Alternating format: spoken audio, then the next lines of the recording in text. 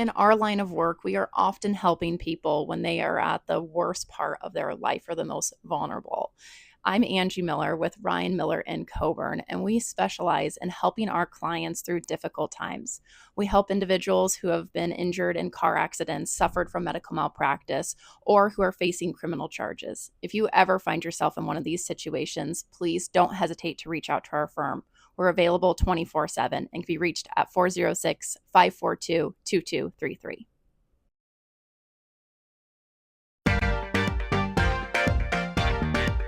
There's always a party in Montana, whether you're going to a wedding, a football game, a concert. Montana Party Bus can get you there safe and will take you anywhere in Montana. You can relax with friends in style, luxury, and safety. Western Montana based for local and regional travel within Montana borders. Montana Party Bus is great for both large and small groups with a capacity of up to 30 guests. If you want to elevate your event, call them anytime, 406-200-8096. You can also visit mtpartybus.com. Travel anywhere in Montana in style with the Montana Party Bus.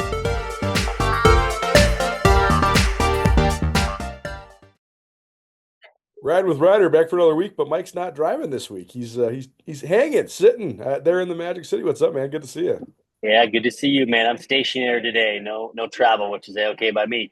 Indeed. Well, first question for you. You've been a college coach before, and there's such a delicate balance between helping, I think, your players and also just the program at large either ignore the noise or acknowledge the noise or embrace the noise. And one thing I think I've been really impressed with in Brett Vigen is he really doesn't shy away from a lot of the criticisms that occur throughout, a season. And this happens when you have a passionate fan base like Montana State does.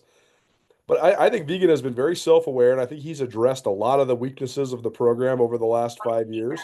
But I also think sometimes, he comes off as this tempered and calm, steady coach.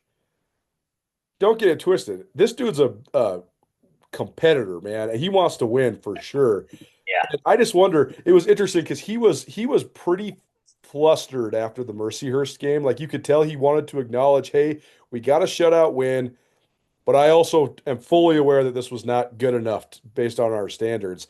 And then I think they let it all hang out on Saturday. So, I mean, do you think that any of the noise that was sort of brewing after the Mercyhurst game motivated these guys coming into this game? Well, I think so. And there's something to there's a lot of factors. I mean, some of the noise, and so you can use that as fuel. Being at home is helpful. Being Eastern Washington, who is a rival, I mean, that really has been a long-standing rivalry.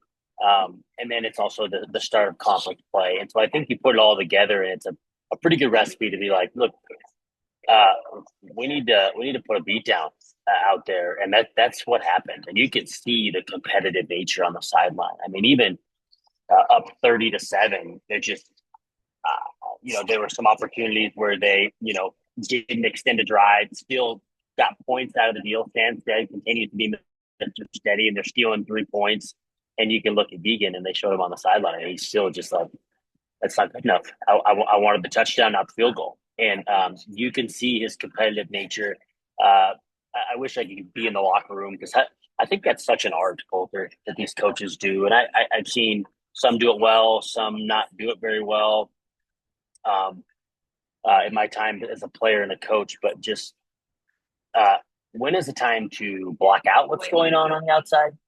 When is it a time to let a little bit in and let it be some of your fuel? It's kind of like this interesting dance. And so the best coaches find a way to kind of balance it well. And I think Coach Vigen has done a really, really good job because at the end of the day, all that matters is what's being said inside the locker room and to control that narrative. And like it or not, you're trying to create a machine and a machine that just week in and week out with a bunch of 18 to 22-year-olds that have a whole lot of other things going on and occupying their mind. How do you just buy into a mission and what is let in from the outside and what is not? It's quite the song and dance. I wish I had the answer, but I'll tell you what, it needs to be applauded because you see it around college football, and the ones that do it well and the ones that don't, And the hardest part about it too, Colter, is it's going to change from year to year based on who Right. you have in your locker room, the ages of your guys. What are your, what's your leadership look like? It's not just like, well, this is what we do every single year.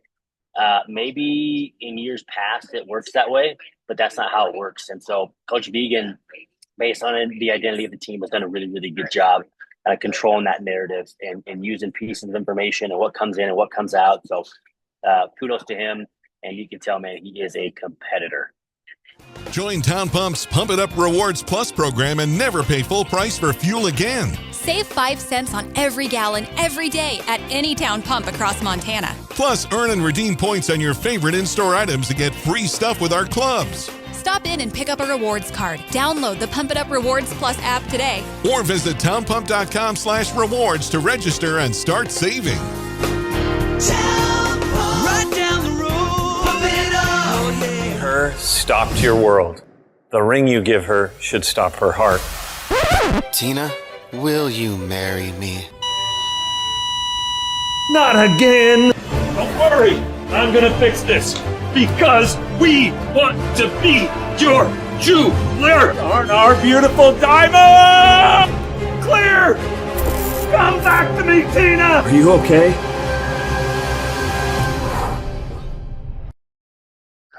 I know people got maybe a little bit tired of the 1-0 mentality thing last year because it was this omnipresent cliche that every single guy on the team spouted. But sometimes cliches and coach speak are true too, though, right? And I actually thought that approach last year was perfect for the personality of the guys that were on the team. Because Tommy Millot, for all of his strengths, probably one of his biggest weaknesses is that he would try to do too much. But they got him to sort of play within himself, but also just take it, like they always said, one play at a time, one practice at a time, one series at a time. And that was sort of the deal for a lot of those guys. I actually wonder if, because this team has such a different personality, this Montana State team does, and if you know some of their leadership, or some of their leaders like Paul Brott, Taco Dowler, Kenneth Iden, Zach Cruz. I think probably even guys, some of the younger guys like Bryce Grebe and Cole Taylor, JT Reed for sure, Titan Fleischman for sure. Those are the type of guys I think where you say, hey, here's what the world's saying about you guys. Let's go prove them wrong, right? I think that this team is different mentality-wise. I don't think one is better than the other. I think that they both have places, but I do agree with you. I think that Vigen is so good at recognizing what the personality of his specific team is and sort of crafting his message and his motivation towards that. Yeah, he's done a really good job. And there is just this, the best coaches find a way to squeeze that out of their team, and it looks different. And no matter what program you're in, it's changing year in and year out based on who you have inside your locker room. But yet, how do you do that while still maintaining your core fundamental beliefs within a program, And so I think it's masterful to watch it. I mean, and as a business owner, it's the same thing inside of a business. What are you going to hang your hat on? I don't care if you're running a sales team or running an organization, a gym or a brewery or a CPA firm. It doesn't matter. You're gonna have your core competencies within what you do and what you're going to hang your hat on, and then based on who you have, you gotta build a roster and an identity and some of the things that you're going to emphasize year in and year out based on the players or the people you have within your organization. So I just think Coach Vigen's done a really good job. It's been fun to watch. Each identity takes shape every single season as it's morphed based on the players that they have inside the locker room. Cats played great. They threw the ball all over the place. It was like a first round knockout, and the fight kept going, and they kept knocking them down and knocking them out. It was pretty impressive to watch. That said, I couldn't help but think, you and I talked about some of the old school Montana State Eastern Washington battles. Like, who would have thought after 10 years after Montana State lost 55-50 in Cheney, where there wasn't a punt in the game, that he'd have a 57-3. I mean, it's crazy the way that these two teams the way the two programs have gone, man. There's a stark disparity in the trajectory or non-trajectory of these two programs. I was stunned with Eastern Washington, man. It actually made me sad It actually made me sad that they were so lost on defense. They had no chance on the offensive line. It was wild how much more talented and how much more well prepared Montana State was. Yeah, yeah, and you saw it in Aaron Best's halftime interview coming in the second half, and he was just like, "Look, there wasn't one thing that went right in the first half, and I expect more out of my team." And I think he tried to challenge his guys, and unfortunately, it's kind of an indication of like what's to come. I think I think they've got some decent players, but I'm with you as much as it feels good to put a beat down on Eastern. At the same time, you're just kind of bummed because some of those rivalries, they're so rich, and those are fading, I think, in college football, and so it's specifically at the FCS level, and so some of the, there's just a big discrepancy between talent, and you can see it on both sides. I mean, particularly in the trenches. I mean, the knockback that the Bobcat defensive line had all day long, it was apparent, and then on the offensive front, holding up in pass protection, the Cats threw the ball at will. I will say, not running it particularly like in a dominant fashion like we talked about. I still think it's there, but that's been a little bit interesting. But yeah, I'm with you. Kind of a bummer for Eastern. Coach Best, I know he's put everything he could into that program, and I still think he's the right guy for the job. I mean, he cares so much about that program, been there a long time. But I hope for them that they can kind of gain some ground, and it just takes a handful of players, some drop downs because they got good support. They do have a passionate fan base. So I hope the best for that crew because it makes the Big Sky and FCS football better when they're good. You mentioned the run game, and they got it going a little bit in the second half. Adam Jones had the long touchdown. I think they ended up rushing for like 200 yards in the second half, but they only had 43 at halftime. But Justin Lampson was asked that in the post game, and he said, "Well, my pre-snap read basically was 8 guys in a box with a one high safety, and the guys on the outside were basically in man to man." And he's like, "So we basically just said, okay, if that's what you guys want to do, let's show you all the various ways that we can beat your man coverage, whether it's, Hunter Province in the slot or Chris Long across the middle or, Taco Dowler on like the out and up." They ran a lot of concepts at him. And, I think that's one thing we're just going to have to also get used to. When you rush for 300 yards a game for what, 7 years straight? I mean, they led the league in rushing 5 years in a row. Teams are like, all right, we're going to stack the box. Let's see if this quarterback who's never played in the Big Sky and Justin Lampson can beat us. I wonder if that box softens a little bit this week against Northern Arizona, just because, I mean, Lampson was lights out. He's 11 of 12 for 250 yards and 3 touchdowns in the first half. He was basically perfect. So I wonder if that affects the way teams game plan moving forward. But I think a part of it is not even just that Montana State's inability to run. I think it's just exactly what the defense was showing them. Yeah, and that's a mark of a good quarterback, a good game plan, right? Like let's not try and be so bullheaded that you're going to stick to an identity and maintain a run game when you're like, look, they got a heavy box. Let's go ahead and have the ability to a little pitch and catch, and they've done that. And so really methodical on offense though, and they still are running the football, and but I'm really impressed by the pass game. Just they're stretching the field both laterally and vertically at different times. Love the play call. It seems like there's also some rhythm throws in there, which is what we used to call just like a spacing concept, where or some people call it triangle, right? Where you just have a pretty simple read. You've got a flat route with a back playing. You've got somebody running a curl route and somebody into a flat route, and it just almost forms a triangle. And it's a pretty simple read based on zone, and it's a pitch and catch from Lampson. And I feel like those get into rhythm, and you get some of the more longer developing routes, some of the over routes. They've thrown some go balls, they've mixed in some screens. And then, by the way, Lampson, when he's in trouble, he can go find a lane and at least get back to the line of scrimmage or gain some yardage. And he's a threat with the speed. So, and then they still are running. They still are running the ball. It just looks different. And so I'm impressed with that offense and what it's done, albeit, looks different. Still really, really impressive outfit. And to go and do what they did, I mean, they went for the jugular right out of the way. I mean, they were up 21-0, lickety split, and it was impressive. They were very, very methodical.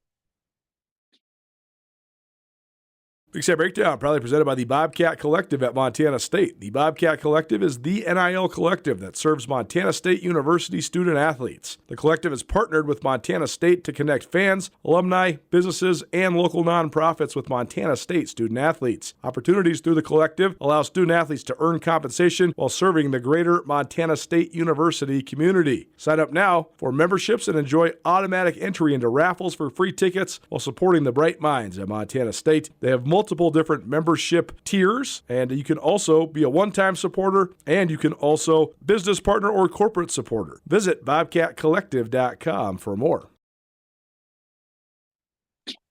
Defensively right now, the best way I would describe Montana State is just sound. Their run fits are just so tight. Yep. And they've had hardly any busted coverages. But it's wild because they've been so good on defense, but their Achilles heel have been big plays, right? Even last year's defense was stacked, but they gave up a ton of big plays. Yep. And this year they haven't given up a play of more than 32 yards, I don't think. I think 32 or 34 is their longest play. That was against Oregon. That's the only play over 30 they've given up. So they've kept everything in front of them. They're tackling really well. Vigen talked about that part this week. He said, hey, we didn't tackle well against Oregon, but we've shored that part up. But to look as sound as Montana State has, what does that take? Like, what are the elements that goes into, executing all 11 men on the field and looking like a sort of like a machine-like unit? Yeah. Specifically on the run game, man, I think it's so many reps, it's so many repetitions as far as like being gap sound. And if at the end of the day, and I guess as people are listening, if you watch this Bobcat defense defend the run, first and foremost, when you got a dominant defensive line that are occupying an offensive lineman, it allows your linebackers to play downhill and stop the run.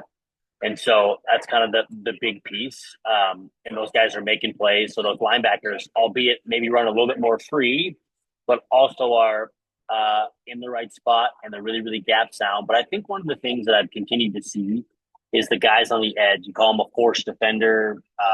Some people call them a squeeze defender, meaning you're the edge of the defense. And so I've got to keep my outside arm free to force the ball back into my buddies that are coming from inside out, tracking the ball for me.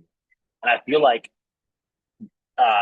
it's one thing to set an edge and be a force defender or a squeeze defender, and the guy that's blocking you almost washes you to the sideline. And so you've now created a run lane for someone to run through. But what I've noticed is that those force defenders, those squeeze defenders, they're really set the edge. They're physical, whether it's a Taden Gray or you got a linebacker that's come up to set the edge. One, they know where they're fitting, and two, they're physical at the point of attack, setting the edge. And so I just think that's been really impressive from a run game. And that was even at South Dakota State. I mean, who is going to be a team that, wants to run the football at you. They did a really good job there against that crew as well. And so I think that really speaks to the run fits. And then pass game wise, they just seem to be high on the communication side. Doesn't seem to be overly complicated. I mean, they're running some quarters coverage, some quarter half coverage, a little bit of, some man free and some pressures. They'll show some bluff of pressure when they'll walk up to the line of scrimmage and then they'll bail into coverage. But it seems to me they're just working as a unit. They've got a lot of guys that know their job. Just do your job. Nobody else's job. Just do your job. Know your responsibility. Communicate at a high level and play with a really good sense of physicality and urgency. And I feel like across the board, we've just seen that from game one to now. They continue to get better and better. Here's a take for you. Montana State's had a ton of really solid corners. They've had a ton of great safeties, yourself included. But I don't know if they've ever had this much talent at corner. These guys are a long ways away in terms of actually being able to know what they're doing fully and master a defense and all that. But in terms of being able to run, having short memories, and being fearless tackling, I think they got a group of four guys that is the best collection. That they had a moment in time during the choke time when they had this, when they had Jalen Cole, Tyrell Thomas, those twins, the Gibson twins from LA. But that didn't ever come to fruition because Jalen Cole got his head knocked in. I mean, he got a bad brain injury and he had to quit. And Thomas made it to the end, but the Gibson twins, I don't know what happened with them, but they ended up going away. Munchie Filer was part of that group too. He ended up becoming pretty good, but they weren't able to keep that core together. They have like this core of guys, and this is not a knock on anybody that's ever played it before. They've just never had four guys that run sub 11 second hundreds that also are willing tacklers. Like that's a rare thing to find in the FCS. Yeah. Yeah. Look, there's not a more difficult, a physically difficult position than corner. I don't care if you're at Billings West High or you're you're playing in the NFL. There's a reason that some of the highest paid players in the NFL, and it's hard to recruit to. A lot of times you're going to find the guys that can run the sub 1100, but they don't have that side to side speed, and so or side to side agility, and so they may be straight line speed, but then you're like, crap, they just lack some mobility, and maybe they lack some toughness. Okay, well, how do you find a guy that is got a little bit of both? And at this level, what you're going to often sacrifice is some height. You're not going to probably find a guy that is 6 foot tall, runs a sub 11, and has some good agility and ball skills. They're not coming to Montana State. Right? That's so, exactly right. How do you sacrifice to some of these guys like a Jason McMillan and some of these guys that are a little bit undersized but play with really good feet, good eyes, with willing tacklers, and so it's a hard position to recruit. But I'll tell you what, in this league, you can win with a guy that's undersized. You can win with a guy that knows his limitations, and he's 5'9", but he's not a 5'9", 155 pounds. He's a 5'9", 175, 180. He's a willing tackler, plays with good feet, plays with good toughness, and understands that on some of those deep balls, you got to play with really, really good technique, and you're going to be susceptible to be out, outsized on the outside. But I think that's what this crew is. There's some of those guys that are willing tacklers. They're maybe a little bit undersized. They run well. They've got good makeup speed, and they change direction well. And they're really competitive at the point of attack, fighting to get the ball on the ground. So it's been fun to watch. And let me tell you, from a guy that's been there, and it's a luxury. It is a luxury to have a lot of corners. To be able to have guys that you rotate in, you got to have a short memory. Everybody knows when the corner doesn't do their job and the safeties don't do their job. They strike up the band, and it's a really vulnerable position to be in. So when you've got four guys that are able to roll in, even if you've got three guys, it's a luxury. And so hopefully they continue to develop and we hold on to all of them, and it'll be good for Bobcat defense, that's for sure. We're at Aspen Sound here in Montana. Being in this industry since I was in college, one of the things I think we take the most pride in is Aspen Sound's been such a presence in Missoula for almost 40 years. The cool parts about our job is people always ask me, what do you do for a living? I sell fun, whether it's as simple as window tint all the way up to integrating a backup camera into a factory screen. I'm usually pretty excited about the options we can present to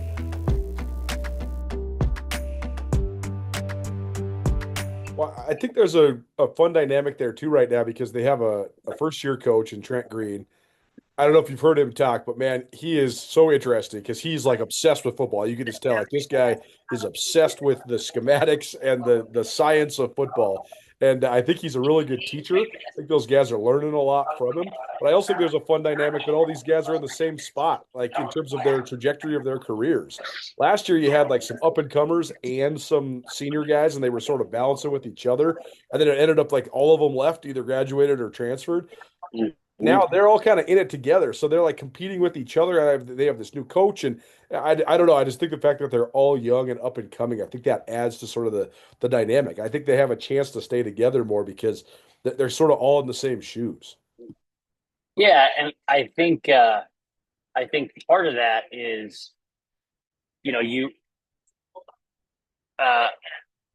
there's a camaraderie when you come in together, right? Like you're kind of in the same class, you're kind of in the same boat, you're trying to create a name for yourself. And so that just, creates a bond. And you can see that, and boy, is that really, really important in the secondary. Of course, you want to bond upon your team and everything like that, and linebackers and D-line, absolutely, there's bonds. And I'm probably a little bit biased when it comes to that, inside the secondary, it can be a lonely, lonely spot because, again, the stakes are high when you're playing corner specifically. And so hopefully this crew sticks together and they're around for a while because they're a talented bunch. And it's always fun to see the young guys develop, and they've got a slew of young guys with a ton of potential. There's this constant narrative that Walk-Up Skydome in Flagstaff is a hard place to play. The results make it true. I mean, the Cats have only won in NAU twice in the last 20 years. So, for whatever quality of team NAU has, there's only Bobcats only won there 2005 and when they won in 2022 on Taco Daller's walk-off. Montana went down there and lost the year they went to the national championship. You've been down there a bunch of times. What is it? Why is it such a weird place to play? Oh man, I'm proud to say, by the way, 2005 and 2022, I was on both of those, so I got a chance to go and be a part of the 05 team, that was a big win. That was sweet, and then 2022 down there is a part of the color commentary. That was a fun thing, and being there for the taco craziness was unbelievable. But I think I don't know what it is about by the way, I was in the coach's office last week. I got a chance to see Jody Owens a little bit, and we were kind of reminiscing quickly. He gave me a little bit of time, which I was grateful for. We were talking on this game specifically. I think we went down there in 2010, and we were like the number 4 or 5 team in the country. Yep. And we got a buzzsaw. I mean, I'll never forget that first play with a 95-yard. Our first drive was like a 95-yard drive, like 18 plays. And I've never been so tired in my life. I remember coming off there. I just, whether it's mental or it's actual, I do think altitude does play a factor. I mean, you can say it doesn't, but it does. They're at a really high altitude. It's interesting from a lighting perspective. The travel itself is strange, right? You can fly into Flagstaff, but you can't really fly out. It's kind of, you're like in Arizona, but you're in the desert, but you're in like the high desert. So it's the mountains. So like, if anybody that hasn't been to Arizona, you're kind of like, I was expecting like Phoenix, and like, no, like there may be snow. And then you're like in Missoula instead. Like it's like you're in Missoula. Yeah, it's totally so weird, man. It's got that type of like, that vibe, and I guess if you want to say it, like political side too, like totally. So it's just it's got a granola feel to it. It's got like, and so you put it all together, and it really is just a rather weird, strange place. And they've always found ways to have good players. I mean, they've had good teams. They've been well coached. And I think that is no different. Coach Wright, who I had the pleasure of being kind of hitched to a little bit. He was our offensive coordinator at Montana State in 2010, and previous before that, Daenerys McGee and that bunch. Coach Wright is an unbelievable guy, first and foremost, and he knows how to get the best out of his players. He's a program builder, high on character. He's going to be tough on guys, have high expectations. He'll be a true builder of a program. And so he brought some guys with him. He's got his weapons, from Pitt State. I think he brought his quarterback and a handful of other guys. And so it's going to be a tall task down there. But I think the walk-up dome, from the lighting to it'll be a packed crowd. People know when the Montana school come down there, it's packed. There's a little bit of a rivalry there as well. And so it's going to have a unique element down there this weekend. It's going to be a tall task for those guys, I can tell you. But Coach Vigen will have those boys ready. And the chainsaw, man. The chainsaw. Oh my God. It haunts my dreams.